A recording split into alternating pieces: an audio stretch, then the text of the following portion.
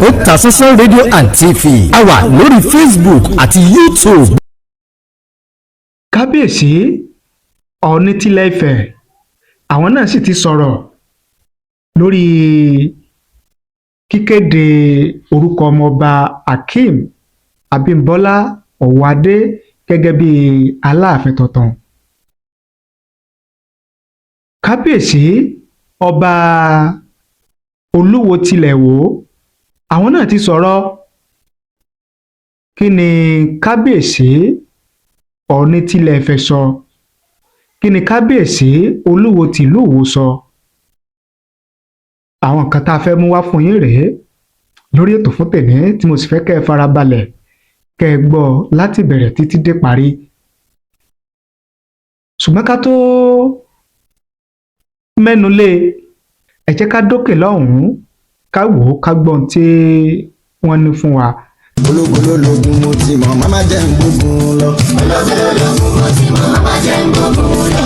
Ayùwá ẹ̀ wá bí bọ́nà bá dé gágá tó dé gàgà. Tí ṣòro ń gorí ìṣòro. Tá ìṣẹ́sọ̀rọ̀ ẹ̀ ní kọ̀ lára ẹ̀dá. Ọlọ́run ọba là á ké pè tọrọ fi ń dayọ̀. Ìwọ náà wá béèrè ohun tó fẹ́ lọ́wọ́ Ọlọ́run ọba Allah. Nínú ìjọ Bismillah wal Qudratullah Islamic Society Kudu Islam. Àsàlátù gbogbo ìgbà pẹ̀lú àdúrà tó ṣàtòrò. Ni wọ́n fi ń béèrè oore lọ́wọ́ Ọlọ́run ọba Allah.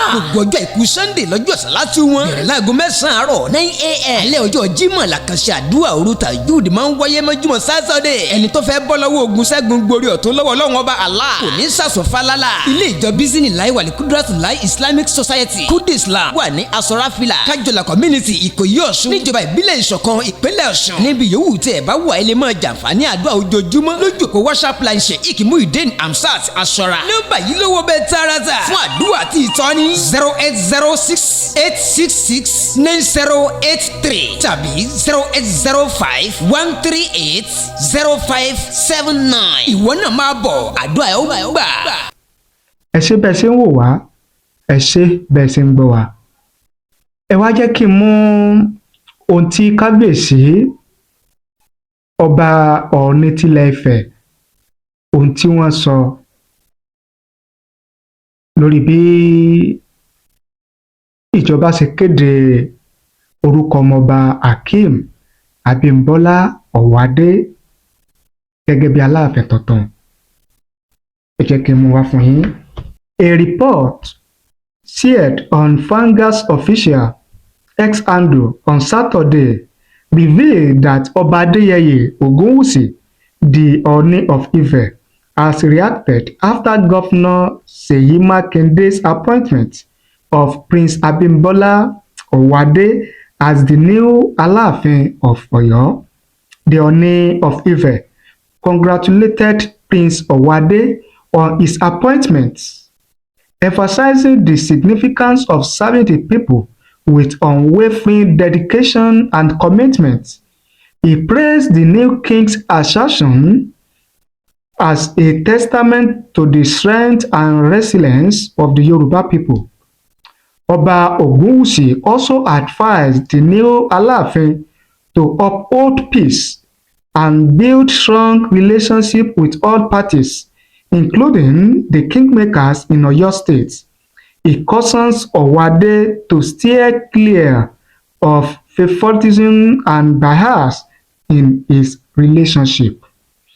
Gẹ́gẹ́ bí ọ̀rọ̀ tí kábíyèsí Ọọ̀ni tilẹ̀ Ifẹ̀ tí wọ́n sọ òun nìyẹn. Ẹ jẹ́ kí n mú ti ọ̀rọ̀ tí ọba Olúwo ti ìlú Ìwó tí àwọn sọ. Ẹ jẹ́ kí n mú òun náà wá fún yín ká jọ gbọ́. Ẹ jẹ́ kí n mú wá fún yín ká jọ gbọ́. The Oluwo of Iwo, Ọba Abdulrasheed Akabe, has expressed confidence that the Yoruba monarchy will soon be the envy of other kingdoms following the appointment of Prince Abimbola Akeem Owoade as the Alaafin designate. In a statement on Friday, Ọba Akabe praised Oyo State Governor Seyi Makinde for selecting Prince Owoade as the Oba-elect, emphasizing that his exposure and experience make him well equipped to lead the ancient town of Oyo. The Oluwo also described Owade's accession to the throne as the will of God and called for unwavering support for the newly designated Alaafin. Gẹ́gẹ́ bí ọ̀rọ̀ tí kábíyèsí Olúwo tìlú Ìwó tí àwọn náà sọ, òun náà la mú wá fún yín tẹ́ ẹ ti gbọ́ yẹn. Ọ̀pọ̀ èèyàn ni wọ́n ti wá ń pè mí, ni wọ́n ń béèrè wípé ọjọ́ wo, ìgbà wo wá ni Aláàfin tuntun ni yóò gbadé, ni yóò gbọ̀pá àṣẹ. Ṣùgbọ́n tí mo fẹ́ kẹ́ ẹ mọ̀ ni wípé ó ní àwọn ètò míì tí ó wáyé ṣáájú kí ọba tuntun kó tó gbadé, kó tó gbọ̀pá àṣẹ gẹ́gẹ́ bí àṣà àti ìṣẹ̀ṣe ìlú Ọ̀yọ́. Ṣùgbọ́n bí nǹkan bá ṣe ń lọ, a máa wá fi tó yín létí lórí ìkànnì yìí kẹ́ ẹ lè mọ bí nǹkan ṣe ń lọ àti bó ṣe ń wáyé nílùú Ọ̀yọ́.